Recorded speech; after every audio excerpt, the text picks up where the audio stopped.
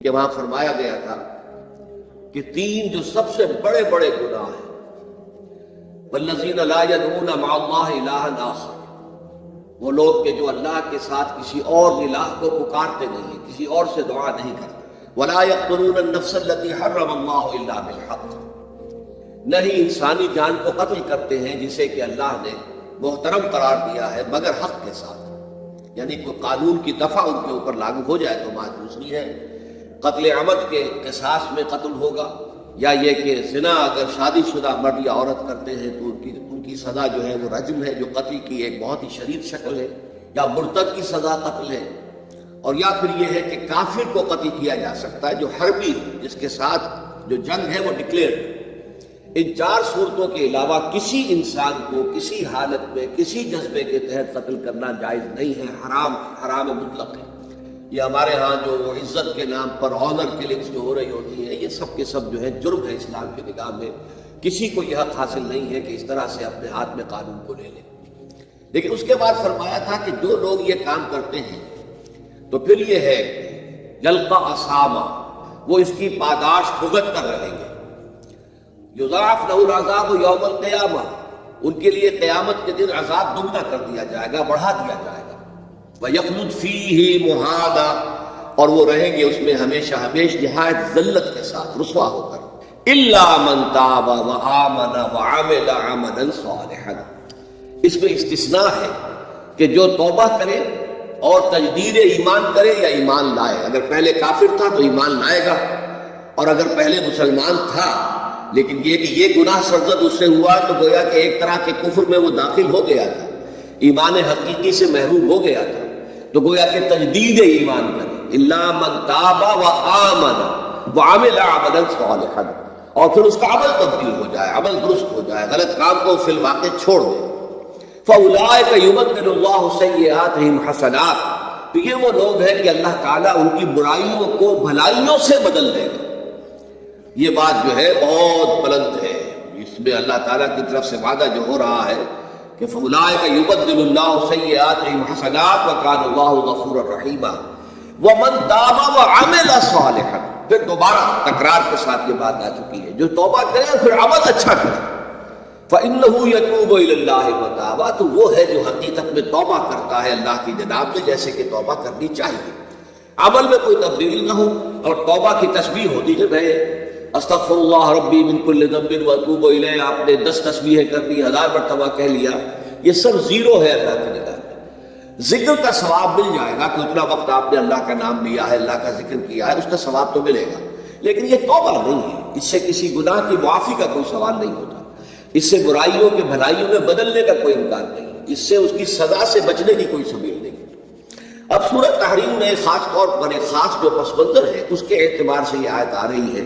یا ایھا الذین آمنوا توبوا الی اللہ توبۃ نصوحا، اے وہ لوگوں جو ایمان لائے ہو، اے ایمان کے مدعیوں، دعوے داروں، توبہ کرو اللہ کی جناب میں، لیکن وہ توبہ خالص ہونی چاہیے، توبۃ نصوحا۔ اس سورہ مبارکہ کے پس منظر کو نوٹ کیجئے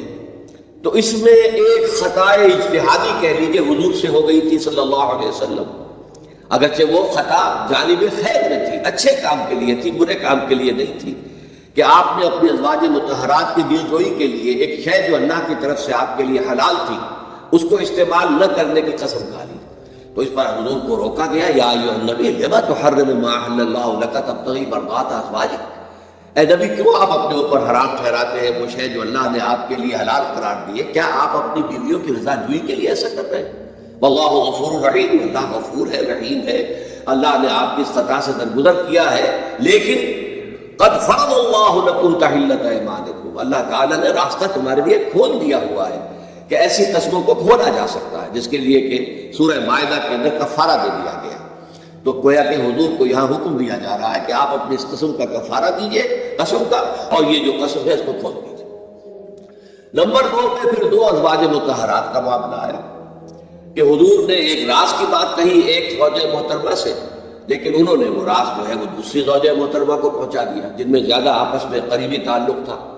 تو گویا کہ یہ بھی ایک طرح سے خیانت ہو گئی، اس لیے کہ راز جو ہے وہ تو ایک امانت ہوتا ہے، اور خاص طور پر آئلی زندگی میں میاں بیوی کے درمیان کے جو معاملات ہوتے ہیں وہ تو بہت ہی رازداری پر مبنی ہوتے ہیں، اس لیے ان میں سے کوئی چیز جو ہے جس کو خاص طور پر کہا گیا ہو کہ یہ ایک راز کی بات ہے جو تم سے کہہ رہا ہوں، کسی اور سے کہنا نہیں ہے، تو اس میں جو غلطی ہوئی ہے وہ بھی ایک بڑی غلطی تھی حضرت عائشہ صدیقہ رضی اللہ تعالی عنہ ان کی۔ تو ان دونوں کے پس منظر میں پھر تیسری بات آئی کہ اہل ایمان اگر تم غافل ہو اپنے اہل و عیال کی طرف سے اس اعتبار سے کہ ان کا کردار کیسا بن رہا ہے، وہ اللہ کے بندے ہیں یا کوئی غلطیاں کر رہے ہیں، خطا کر رہے ہیں، تو دیکھو یہ تم ان کے ساتھ جو ہے وہ محبت نہیں کر رہے، عداوت کر رہے ہو، اس لیے کہ تمہاری اس نرمی، تمہاری اس شفقت اور ان محبت کے اندر اس درجے بڑھ جانا کہ اس میں اللہ تعالیٰ کے جو حرام کردہ امور ہیں ان میں بھی تم ملوث ہو جاؤ، تو یہ گویا کہ در حقیقت تم اپنے آپ سے بھی دشمنی کر رہے ہو اور ان سے بھی دشمنی کر رہے ہو۔ اپنے آپ سے دشمنی کر رہے ہو کہ تمہاری عاقبت خراب ہوگی، ان سے دشمنی کر رہے ہو کہ ان کی اگر تربیت غلط ہو جائے گی تو گویا کہ وہ جہنم کا نوالا بنیں گے۔ اب اس تین تو چیزوں کے پس منظر میں فرمایا جا رہا ہے یا ایھا الذین آمنوا توبوا الی اللہ توبۃ نصوحا، اے ایمان والو، اے ایمان کے دعوے دارو، اللہ کے جناب میں توبہ کرو، لیکن توبہ خالص نصوحا۔ پہلی بات تو یہ جانیے، میں نے بھی یقیناً پہلے بھی عرض کیا ہوگا لیکن دہرانے میں کوئی حرج نہیں ہے، عربی زبان میں یہ دو الفاظ بہت قریب ہیں، آبا یعوب اوبن اور تابا یتوب توبن یا توبتن۔ آبا یعوب اوبن بھی ہوتا ہے واپس لوٹنا، لیکن یہ ہے کسی یعنی مادی چیز کی طرف سے واپس لوٹنا۔ ایک ہے تابا یتوب توبن یا توبتن، وہ کسی فعل سے، معنوی چیز سے پلٹ آنا، لوٹ آنا۔ چنانچہ ایک بڑی پیاری جو دعا حضور صلی اللہ علیہ وسلم مانگا کرتے تھے، آپ کی مصنون دعاؤں میں سے ہے، جب آپ سفر پر گئے واپس گھر آئے تو گھر میں داخل ہوتے ہوئے آئبونا تائبونا لربنا حامدون، ہم پلٹ کر آ گئے ہیں سفر سے، وطن سے میں پہنچ گئے ہیں، گھر میں داخل ہو رہے ہیں اور ہم اس حال میں بھی اپنے رب کی جناب میں توبہ بھی کر رہے ہیں، رجوع کر رہے ہیں اللہ کی جناب میں اور اپنے رب کی حمد کرتے ہوئے داخل ہو رہے ہیں۔ آئبونا تائبونا لربنا حامدون۔ اسی طرح آپ بازار جائیں، اس کے بعد اپنے گھر میں داخل ہو تو یہ دعا پڑھیں، تو یہ گویا یہ بہت ہی ایک سمجھیے مبارک، بہت سی اس کے اندر برکات ہوگی۔ تو اس میں بھی لفظ ہے آبا یعوب اوبن، تابا یتوب توبن، یہ دونوں کے بہت قریب آ گئے، آئبونا تائبونا لربنا حامدون، توبو الی اللہ۔ اب الہ کو نوٹ کیجیے،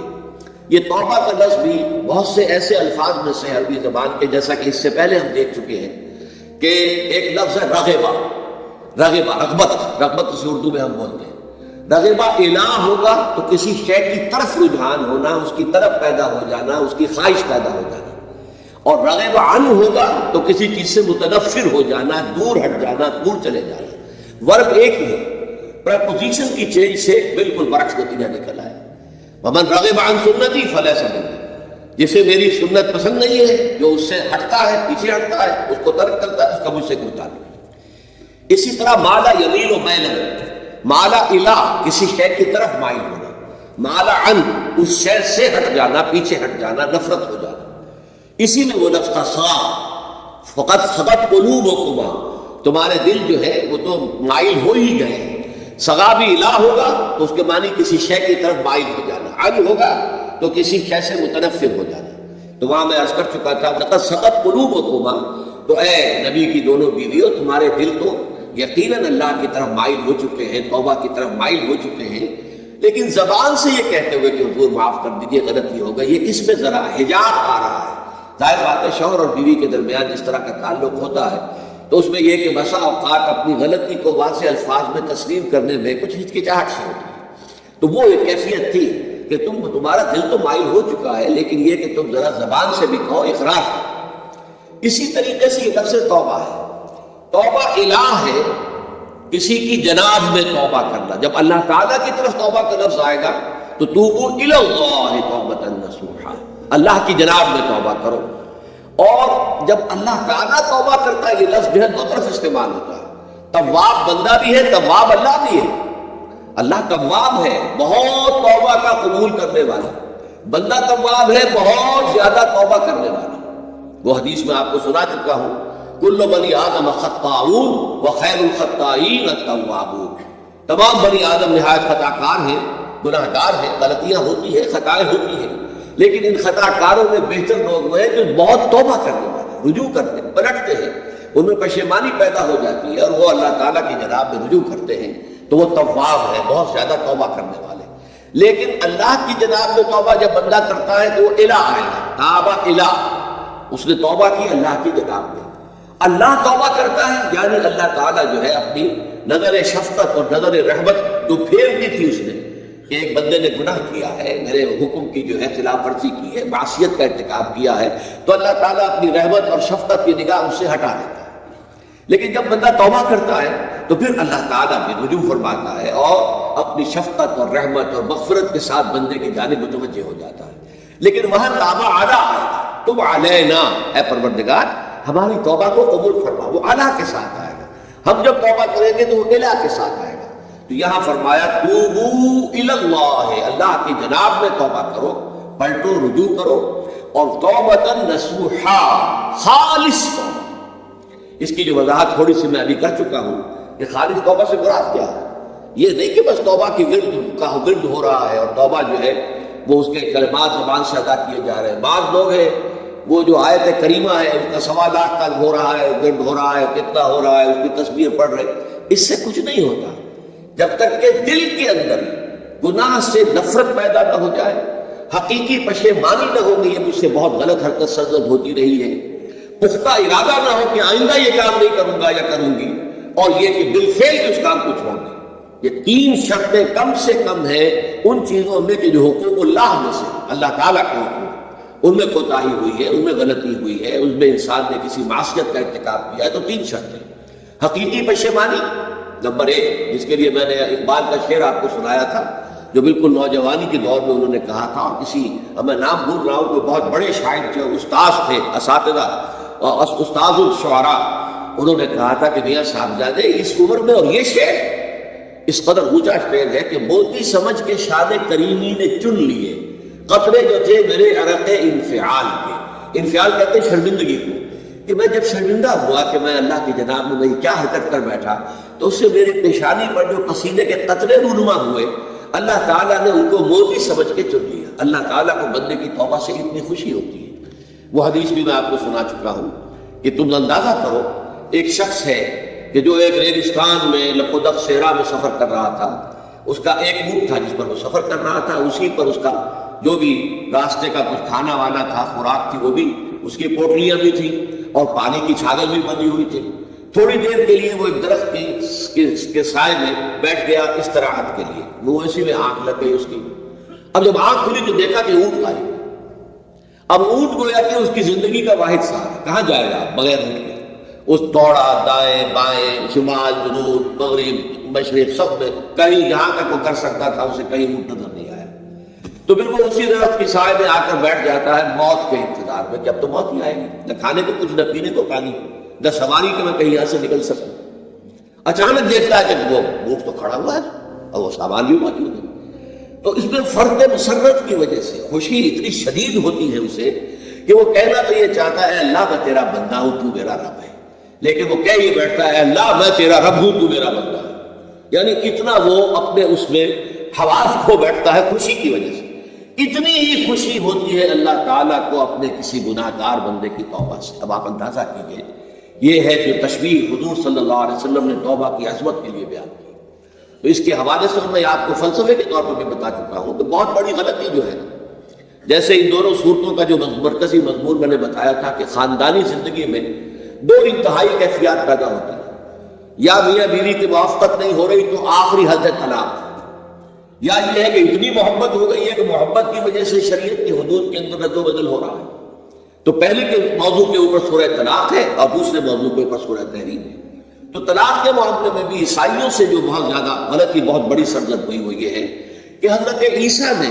یہ فرمایا تھا کہ جو شخص اپنی بیوی کو طلاق دیتا ہے گویا کہ ناحق، وہ گویا کہ اس سے زنا کرواتا ہے، یعنی یہ کہ طلاق ہو گیا اس کو، اب وہ بیچاری جو ہے وہ بے شوہر کے ہے، عام طور پر مطلقہ سے کوئی شادی نہیں کرتا، تو اب اس کے فتنے میں مبتلا ہونے کا امکان موجود ہے، وہ زناکاری پر آمادہ ہو سکتی ہے۔ تو جس شخص نے اسے غلط طلاق دی تھی در حقیقت وہ ذمہ دار ہوگا اس زناکاری کا جو وہ کر رہی ہے۔ یہ اصل میں ایک اخلاقی تعلیم تھی جس کو کہ انہوں نے قانونی سمجھ لیا اور طلاق کا دروازہ بند کر دیا، حالانکہ شریعت موسوی میں طلاق کا راستہ کھلا تھا جیسے شریعت محمدی میں۔ کہ اگر کوئی صورت ایسی ہے کہ مزاج نہیں مل رہا ہے تو ٹھیک ہے، علیحدہ ہو جاؤ، سیپریشن کا راستہ کھلا ہوا ہے۔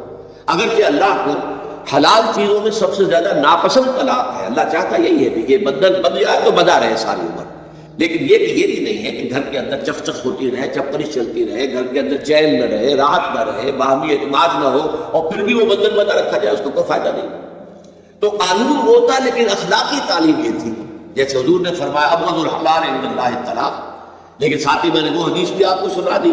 کہ جو شخص اپنی بیوی کی جو بھی اس کی روش ہے اس سے سخت نالا ہے، شکایتیں کرتا پھرتا ہے دوسروں سے، طلاق نہیں دیتا، تو اللہ تعالیٰ اس کی دعا سنتا ہی کہ جب میں نے تمہارے لیے راستہ کھلا ہوا تھا وہ تم اختیار نہیں کر رہے۔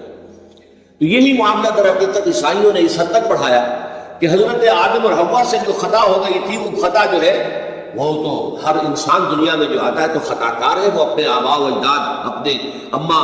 حوا اور اپنے ابا آدم کی خطا لے کر اپنے ساتھ پیدا ہو رہا ہے، تو گناہ گار ہے۔ Man is sinful from the very birth۔ اب اس کا کیا علاج ہوگا؟ تو اس کا علاج ڈھونڈا کہ اللہ نے اپنا اکلوتا بیٹا زمین پر بھیج کر اور اسے ان لوگوں کی طرف سے کفارہ بنا لیا کہ جو بھی ہمارے اس بیٹے پر ایمان رہا۔ یہ سارا عقیدہ بنائے فاسد علی الفاسد کیوں ہوا؟ کہ توبہ کے بارے میں تصور ان کا غلط ہو گیا۔ اللہ قرآن مجید نے واضح کیا کہ غلطی تو ہوئی تھی حضرت آدم و حوا سے، شیطان کے بہکانے میں آ گئے تھے، لیکن یہ کہ پھر انہوں نے توبہ کی، اللہ نے تاب علیہ، اللہ نے اس کی توبہ قبول فرما لی۔ فتلقى آدم من ربہ کلمات فتاب علیہ،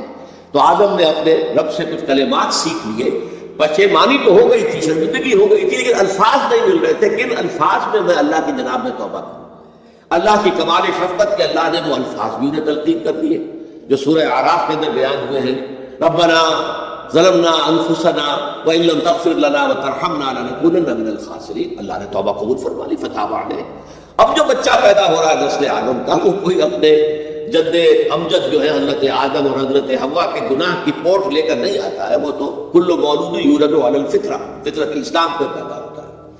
تو توبہ کی در حقیقت جو عظمت اور حقیقت ہے ہمارے دین میں، اس کو نہ سمجھنے سے بھی بہت بڑی غلطیاں لوگوں سے ہو جاتی ہے، اور تاریخ انسانی میں اتنی بڑی بڑی غلطیاں ہوئی ہیں۔ طلاق کے معاملے میں بھی عیسائیوں نے پھر یہ کیا کہ سوائے اس کے کوئی شکل نہیں ہے کہ بیوی زنا کار ہو تو پھر تو طلاق ہو جائے گی، سیپریشن ہو جائے گی، لہذا جو طلاق دینا چاہتے تھے وہ ایسے مواقع پیدا کرتے تھے کہ بیوی زنا کرے،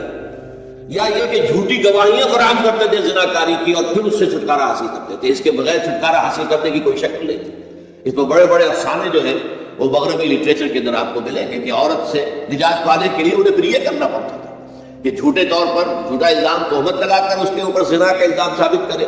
یا یہ ہے کہ اسے واقعتاً خود ایسے حالات میں ڈال دے کہ وہ زانیہ بن جائے اور پھر اس سے نجات حاصل۔ یہ گویا کہ پھر وہی بنائے فاسد علی الفاسد، ایک غلط بات کے اوپر دوسری غلط بات ہے۔ تو توبوا الی اللہ توبۃ نصوحا، توبہ کرو اللہ کی جناب میں جو کہ خالص توبہ۔ خالص توبہ میں تین شرائط میں نے بیان کر دی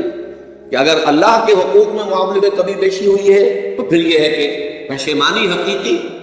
عزم مصمم دوبارہ نہیں کروں گا، نہ کروں گی، اور نمبر تین یہ کہ ایک مرتبہ اس گناہ کو لازماً چھوڑ دینا۔ اس کے بعد جو ہے اگر یہ حقوق العباد میں سے تو ایک چوتھی اضافی شرط ہے، یا تو اس کی تلافی کرو، اس کا پیسہ مارا تھا تو پیسہ دو، بہن کا حق جو ہے وراثت میں کھایا تھا تو اس کو ادا کرو، یا اس سے معافی حاصل کرو، یا پھر ایک شکل ہو سکتی ہے کہ اگر وہ فوت بھی ہو گیا ہے، کوئی شکل نہیں ہے، اس کی طرف سے صدقہ و خیرات کرتے رہو، اللہ یہ میں کر رہا ہوں اس کے حساب میں اس کو جمع کر دے، اور میری جو کوتاہی تھی اس کو معاف فرما دے، اس کو جو ہے وہ ڈیبٹ کریڈٹ ہو جائے گا، ورنہ پھر آخرت میں یہ ہوگا کہ آپ کی نیکیاں اس کے حوالے کی جائیں گی، یا آپ کے پاس نیکیوں کا ذخیرہ بھی کافی نہ ہوا تو اس کے گناہ آپ کے پلڑے میں ڈال دیے جائیں گے۔ اور اسی کو حضور نے فرمایا کہ میری امت کا اصل مفلس وہ ہے۔ آپ نے پوچھا اتدرون من المفلس، آپ لوگ جانتے ہیں کہ مفلس کون ہوتا ہے؟ تو صحابہ نے وہی جواب دیا جو ہم میں سے اکثر جواب دے گا، المفلس عندنا من لا درہم له ولا دینار، ہمارے نزدیک ہم مفلس اس کو کہتے ہیں جس کے پاس درہم و دینار نہیں ہے، روپیہ پیسہ نہیں ہے۔ حضور نے فرمایا نہیں، میری امت کا مفلس وہ ہوگا جو قیامت کے دن حاضر ہوگا، بہت سی نمازوں کی وہ پڑھ لے کر آئے گا، وہ گٹھڑی لے کر آئے گا، گٹھڑا لے کر آئے گا، اور روزوں کا اور اس کا اور حجوں کا اور عمروں کا، لیکن وقد شتم ھذا واکل مال ھذا، اس نے مال کھایا تھا فلاں کا حرام طریقے سے، فلاں کو گالی دیتی تھی، فلاں کو تہمت لگائی تھی، حقوق العباد کے اندر جو ہے اس کی عزت پر حملہ کیا تھا، وہ سارے مدعی جمع ہو جائے گا۔ اللہ تعالیٰ کسی سے کہے گا بھائی تم اس کی نمازیں لے جاؤ، کسی سے کہے گا اس کے روزے لے جاؤ، اچھا تم لوگ حج لے جاؤ، اس کے عمرے لے جاؤ، اور اس کے بعد بھی مدعی باقی ہوں گے تو اب مدعیوں کے گناہ اس کے پلڑے میں ڈالے جائیں گے اور پھر وہ دوسروں کے گناہوں کے بوجھ تلے دب کر جہنم میں جھونک دیا جائے گا۔ تو یہ حقوق العباد کے اندر معاملہ اس سے بھی کہیں زیادہ سخت ہے کہ جو حقوق اللہ کا ہے۔ اللہ تو بڑا غفور ہے، رحیم ہے، اس کے اندر وہ رعایت بھی کرے گا، لیکن حقوق العباد کا معاملہ اللہ کہہ دے گا یہ میرا معاملہ ہے ہی نہیں، یہ تمہارا آپس کا معاملہ ہے، تمہیں اس میں تو جو بھی ہے لین دین کر کے ہی معاملہ چکانا ہوگا، دے دے کر معاملہ ہوگا، اس کے بغیر نہیں۔ تو توبوا الی اللہ توبۃ نصوحا عسیٰ ربکم ان یکفر عنکم سیئاتکم۔ این ممکن ہے، عسیٰ اصل میں امید دلانے کے لیے ہوتا ہے، شاید کہ ایسا ہو جائے، لیکن جب اللہ کی طرف سے یہ لفظ آتا ہے تو یہ یقینی معنی، یقینی وعدہ، اللہ کا وعدہ ہے۔ اگر تم یہ توبہ نصوح کرو گے تو اللہ کا وعدہ ہے تم سے کہ وہ تم سے تمہاری برائیوں کو دور کر دے گا۔ یہ تکفیر کے لفظ کو بھی سمجھ لیجئے، کفر کا اصل معنی ہے چھپا دینا، دبا دینا، اسی لیے گناہ کا کفارہ ہوتا ہے۔ آپ سے گناہ ہو گیا، آپ نے کفارہ دے دیا تو گناہ چھپ گیا، دب گیا، اس کے اثرات زائل ہو گئے، وہ آپ کے نامہ اعمال سے اس کو ختم کر دیا جائے گا۔ یہ ہے کفارہ، کفارہ۔ کفار جمع ہے کافر کی، کافر جو ہے وہ حق کو چھپاتا ہے، اللہ کی دعوت جو دی جا رہی ہے اس کو دباتا ہے، تو اس معنی میں وہ کافر انکار کرتا ہے۔ لیکن یہ کہ ایک کفران نعمت ہے، کسی نے آپ پر احسان کیا ہے اور آپ اس کا احسان نہیں مان رہے، آپ کے لیے دل میں اس کے لیے کوئی احسان بندی کے جذبات پیدا نہیں ہوئے، تشکر کا جذبہ پیدا نہیں، یہ کفران نعمت ہے۔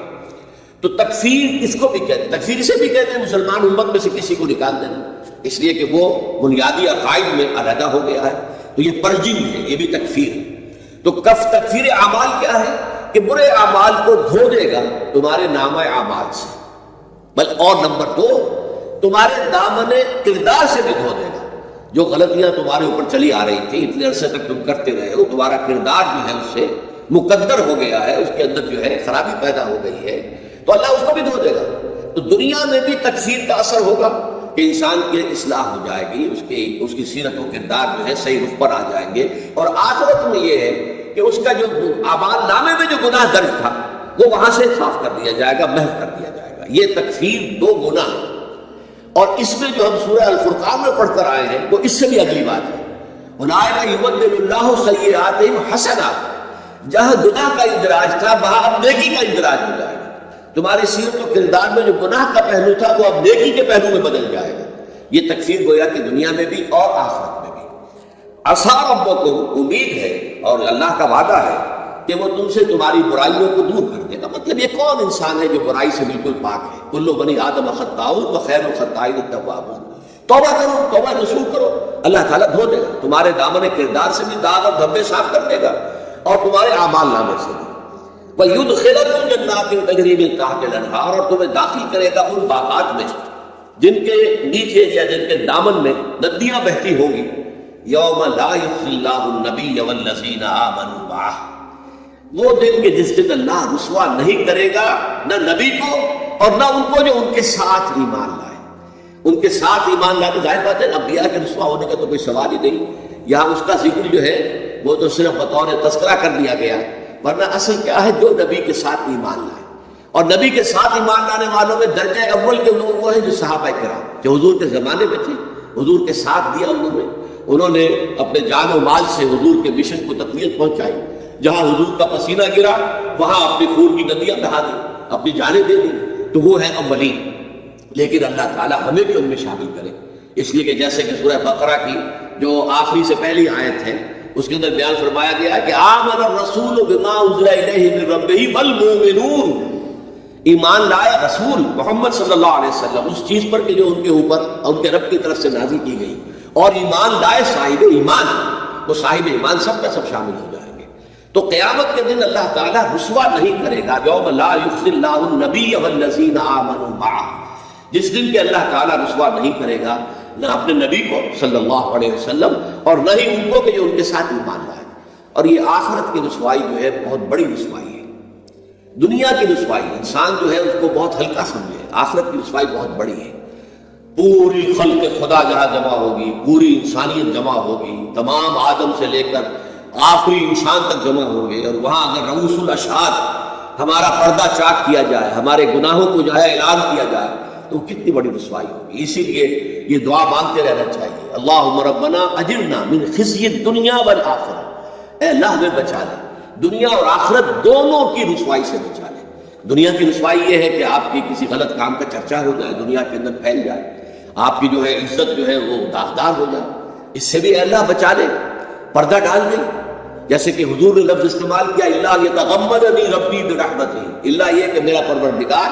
مجھے اپنی رحمت کی چادر تلے ڈھانپ لے۔ اللہ تعالیٰ دنیا میں بھی ہمیں ڈھانپے رکھے اور آخرت میں بھی ڈھانپ لے۔ تو یہ خزی دنیا والآخرہ، اے اللہ ہمیں دنیا کی بھی رسوائی سے بچائے رکھ اور آخرت کی رسوائی سے بھی بچا لیجو۔